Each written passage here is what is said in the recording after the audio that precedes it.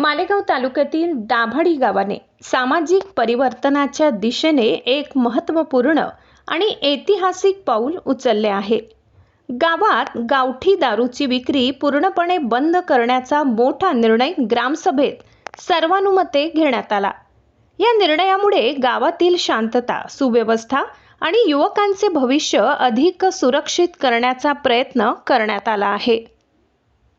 यावेळी ग्रामपंचायत कार्यालयात आयोजित बैठकीस additional SP Suraj Gunjal, police निरीक्षक दीपक जाधव, दाभाडी बीट हवालदार भूषण अहिरे, सरपंच प्रमोद निकम, उपसरपंच गब्बरदादा निकम, ग्रामपंचायत सदस्य, तंटामुक्ती समितीचे पदाधिकारी तसेच दाभाडी गावातील मोठ्या संख्येने ग्रामस्थ उपस्थित होते।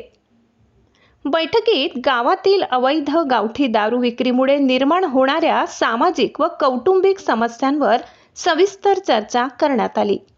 यानंतर गावात गावठी दारूची विक्री पूर्णपणे बंद करण्याचा ठराव एकमताने मंजूर करण्यात आला। या निर्णयाला उपस्थित ग्रामस्थांनी उत्स्फूर्त पाठिंबा दर्शवला। दारूमुक्त आणि व्यसनमुक्त दाभाडी घडविण्यासाठी सर्वांनी एकजुटीने काम करण्याचा निर्धार व्यक्त केला। दाभाडी गावाचा हा उपक्रम इतर गावांसाठीही प्रेरणादायी आणि आदर्श ठरणार असल्याची भावना यावेळी उपस्थित मान्यवरांनी व्यक्त केली। वृत्त संकलन विभाग, गर्जना न्यूज, दाभाडी।